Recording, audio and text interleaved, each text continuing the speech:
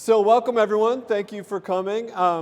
My name is Justin Witte, and my title seems to change by the week. Director and curator, chief curator, janitor, installer, but my job basically involves organizing what exhibitions we have in this space, how they're put on, and also managing the permanent art collection on campus. And today I want to talk to you about this current show by artist Erin Washington called I Think We're Alone Now. And I'm going to walk you through a few pieces to give you some insight into the work.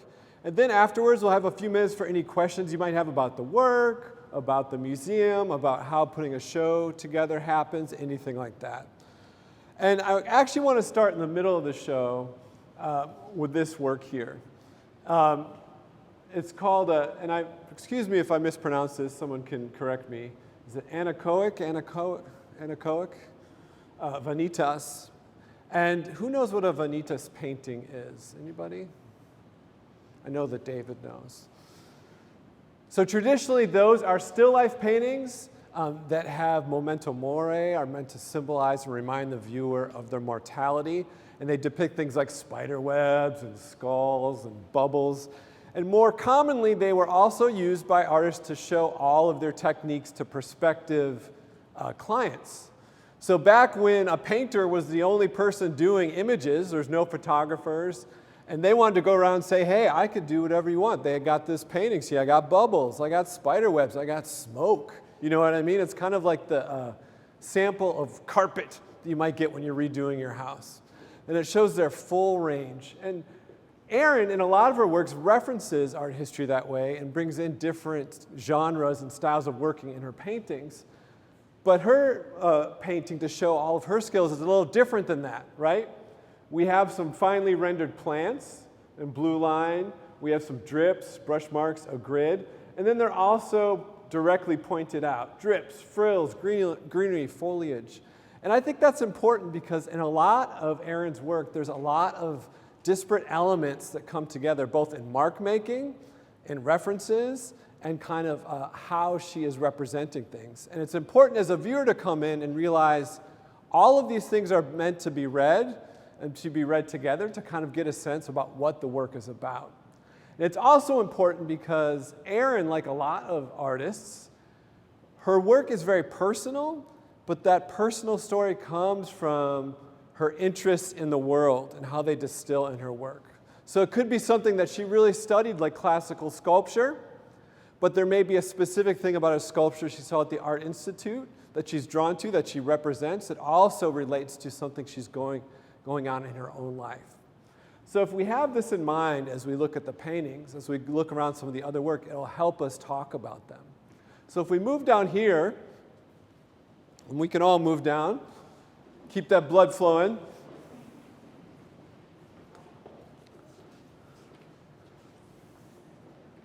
And you'll have time to look afterwards too.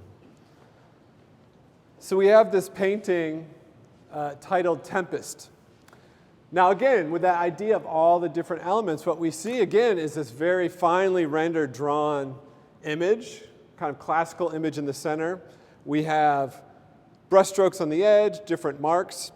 And first, what we should know is that this image is based on a Georgine painting called Tempest, and it's a very well-known painting because there's a lot of very intentional moves, widely agreed to be very symbolic, although there's a lot of disagreement about what the symbolism was about.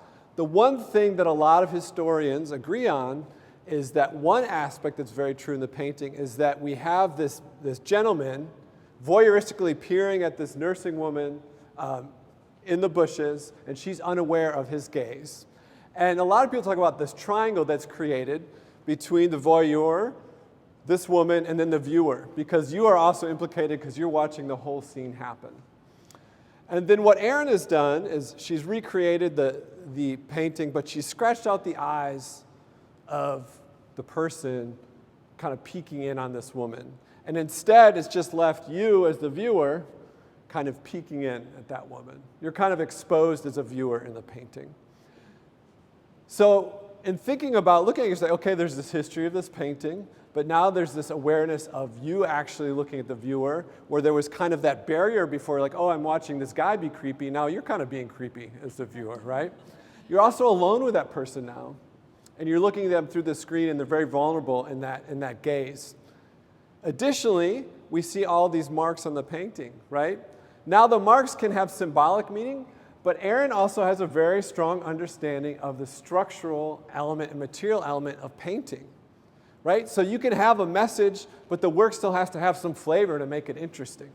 And a lot of times I think when people see, oh, it's just a little brushstroke, I could do that, or that doesn't seem hard, you have to think about how it balances the picture plane, how it adds something to the painting.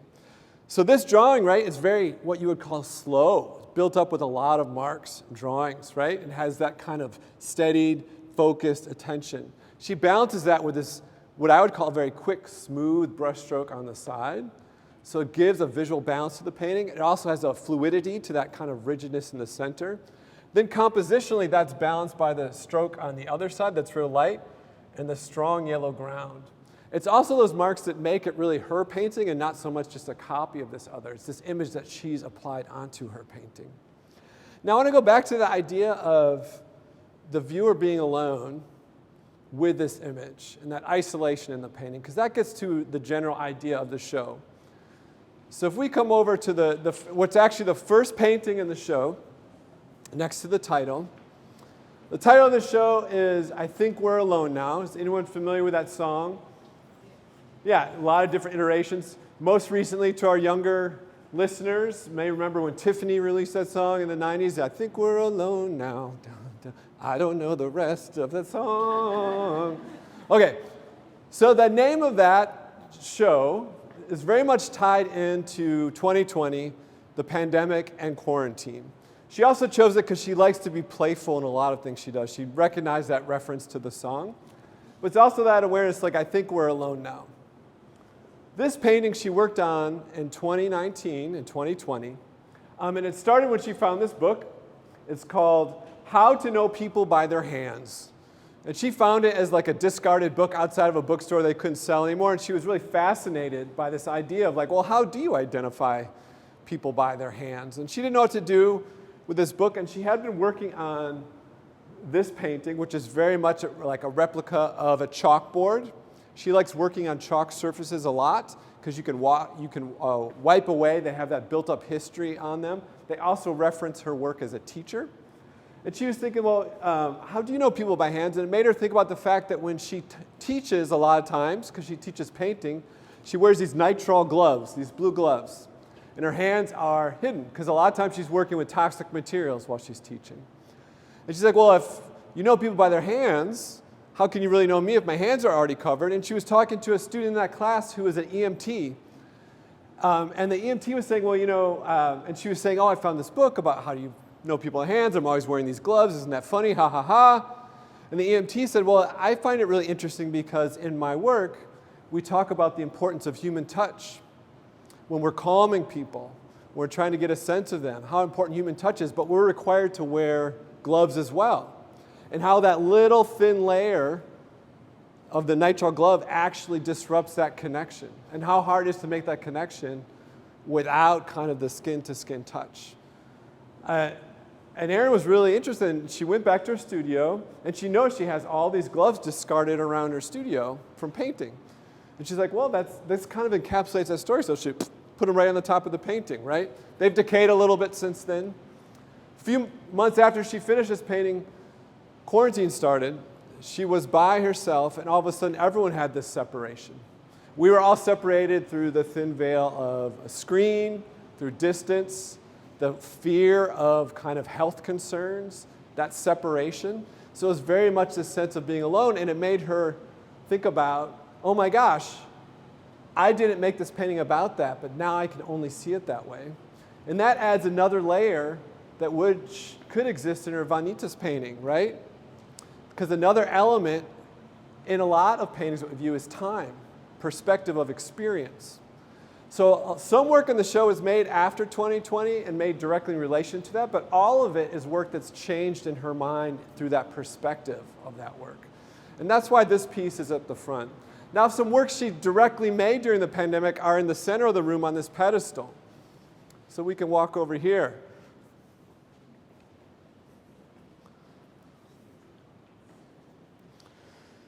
So these look pretty goofy, right?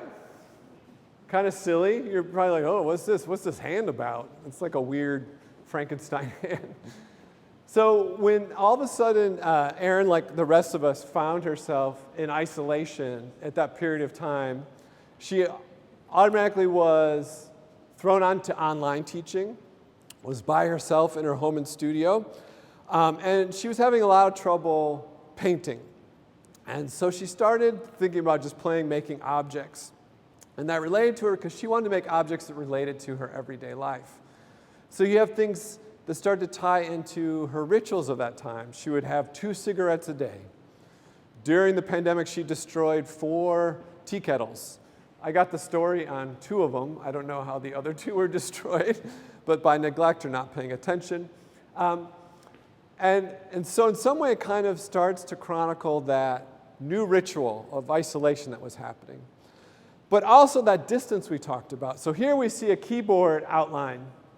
When Erin was a young child, she grew up in a family that didn't have a lot of money, but she's of an age where laptop computers were a thing in school, and a lot of her friends and classmates were getting laptops, and she couldn't afford one. So at home, she would make elaborate cardboard laptops on her own. And once they were done, she would just like plunk, plunk, plunk, plunk, plunk, type on them, doing nothing other than having that symbol of that she had that laptop. And she felt a very familiar sense once the pandemic started that she was trying to teach, and all these students had their screens off, just black screens. People were trying to scrambling, how do we teach? How do we make content online? And every day, hours plopping, but it seemed about as purposeful as the cardboard, but it gave her this activity to do. These weird hands also relate to that.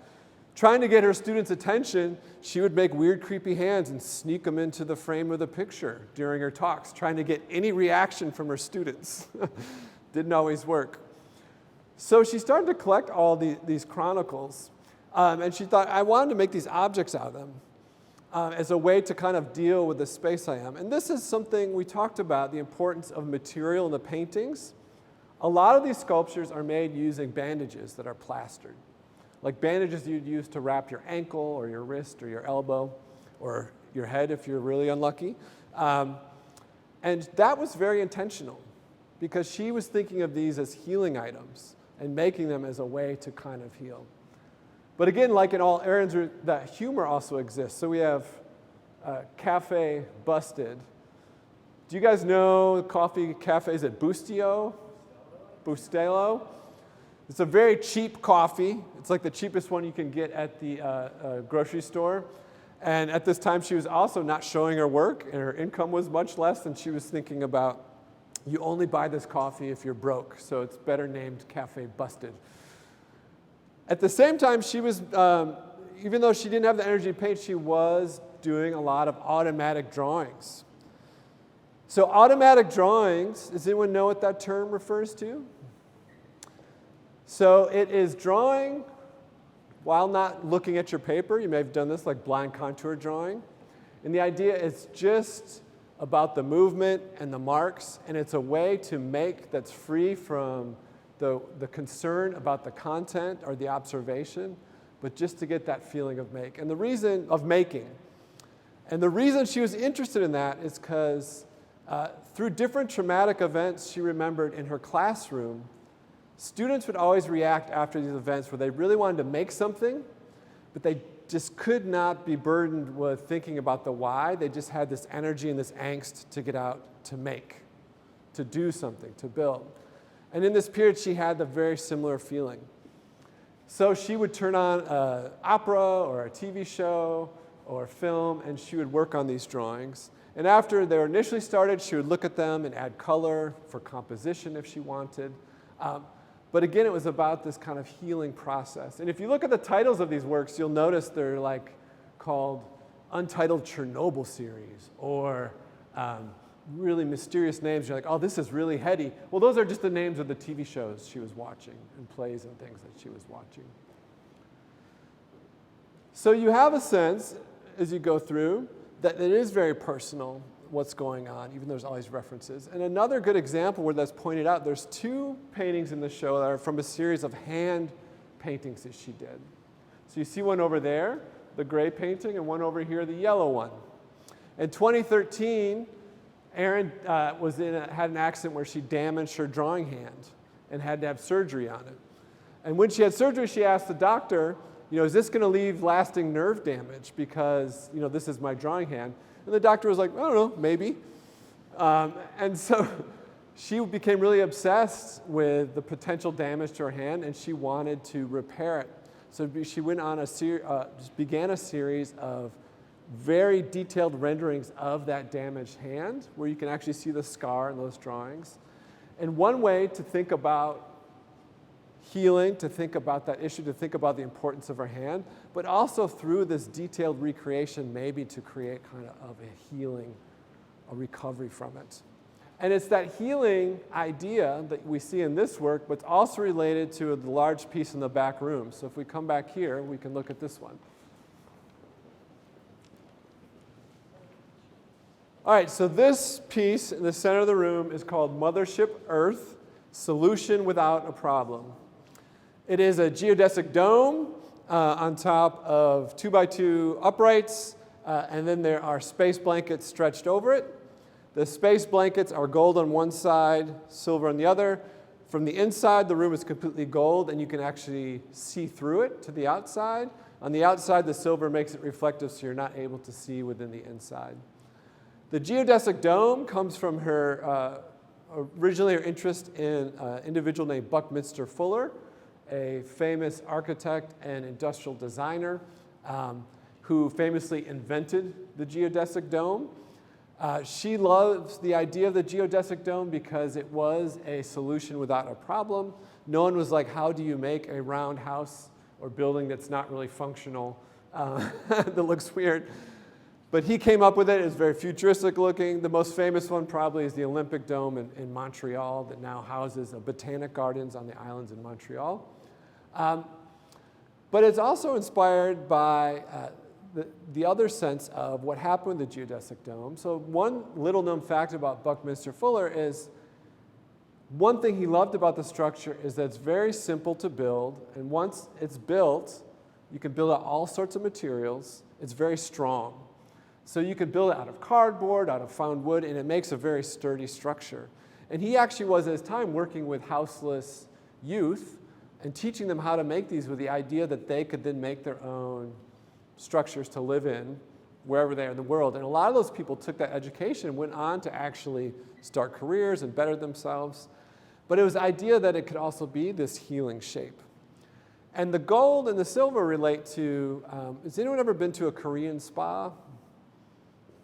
Okay, so like King Spa up in Niles, Korean spas often have these different rooms in them, like a salt room or like a different, very hot room, and they all have these great shapes that you're in them, and they're about relaxation and calming. And there's this one at the one in Niles that's all gold on the inside, and she loved that space as a space of isolation and calm and reflection. So that's what drew her to use the space blankets and have the gold on the inside. And she wanted to create a space that was calming, that could bring her and also visitors to slow down, think about their surroundings. And if you go in this room and allow yourself to not just walk around, turn around, and leave, there's no movie showing, there's nothing really going to pop out at you. It's a slow experience. But you go in, you take some time, and you notice how these colored lights are slowly changing the interior. It does start to become a very calming, meditative space. Another feature of the space blankets is that it's almost impossible to get a cell phone or Wi-Fi signal through them. So that space is kind of completely isolated from all these other distractions or words going on. It is this healing space. But like all of Erin's work, again, it's kind of playful with that history in its structure. It has that wonky, colorful construction. But it is a really wonderful space. And that is, I think, the ultimate message of this show of I Think We're Alone Now, is that all of our perspectives have really changed a lot through the experience of the last few years. And now we're in this position of, we can't escape the fact that that's changed how we view things, but how do we take that and heal and move on? How do we take that changed perspective and create moments of healing and growing and progression? So that's an idea of some of the works in the show. There's obviously a lot more. There are labels on most of the works. There's also a great essay that was written about the show that you can grab at the front desk. If you come back next week, there'll be a catalog available. So now, is there any questions people have about the works I talked about, other works, anything? If you're behind the building, you have to speak up.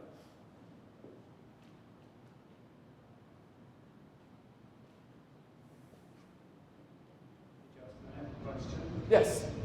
For many of my students here, part of our project for the class is that they're curating an exhibition. Okay. So they're coming up with a theme, they're generating a theme, they have to select works, they have to compose a layout, and all, so they're taking a lot of steps to developing their own exhibition. As somebody who's a curator, and I know this isn't really like a multi-artist show or anything, but is there any advice you would give to them in terms of like developing a concept or a theme around like, building their exhibition? Is there anything that you might recommend to them or give them some pieces of advice about finding that thing that's going to really drive a great exhibition? I think what's foremost important is that it is something you're genuinely interested in, not something that you think would be a good or smart exhibition. I think a question about how artists are reacting to something or why you see certain things happening in art, or if there is something happening culturally, to think about how are artists reacting to that. But it has to be something that you're really curious and invested in, because then as you seek out and research artists and kind of build the language around the show, you have something driving it other than something that maybe sounds like it would be a good show, but you're not really interested in. You're not going to have kind of that push, the desire. I think the other thing is speak a lot to the artists. I think the idea that a curator comes down and dictates everything, what's behind it, is very false, right? It's more about connecting dots and learning from the artists and sharing the voices and information they already have. And artists are pretty generous when it comes to that. So, and I know, Julie, do you want anything? Julie just did a summer show, a big group summer show. Did you have anything you want to add to that? I think those are really great starting points. Once you get more to the design, maybe think about how the works that you're talking about or showing have been displayed before and what you can do differently to bring out different points, whether that's an element within the exhibition, whether that's putting it next to something interesting or in a space that makes people approach it physically in a different way, just something that might make you have a new perspective on something that's been exhibited before. And think about how that's a great point. To add on that, one thing that Julie and I talk a lot about too is really imagining how the walkthrough, the moving through that space works, how people will encounter it. Instead of like, well, this is what they should get, think like, well, if they walk through this way, what are they actually going to encounter? How are they going to engage it? How is it accessible? And that even comes down to things like, is the font large enough that we can read? Is there enough space? Is the balance of the space work so it kind of leads you in a certain direction? So as much as possible, put yourself in a visitor's shoes. Is that helpful? Very helpful. Okay. Anything else? I was going to mention the Chicago Bulls yearbook, but I won't. Okay. Thank you all so much for coming. I'll be around for a few minutes if you do have any questions you didn't want to ask in front of the group. And you're always welcome to come check out the space. Our next show will be by the artist Adra Soto, and that opens in December. And then we will have a student show. So if you are interested, keep an eye out for that in the spring. The student show is in the space, and that will be the last show before the Andy Warhol summer show. So, all right. And we do have a student gallery, so if you put together an idea and you want to propose it in the student gallery, we're always looking for those submissions. And you can contact Maria, who's here, who can help coordinate that space. So I don't know if that's part of the proposal or not that they have to submit? I don't know that we'd be able to get the works on loan. Okay. Was part of the plan, but we have talked about it before. Okay. All right. Thank you, everybody.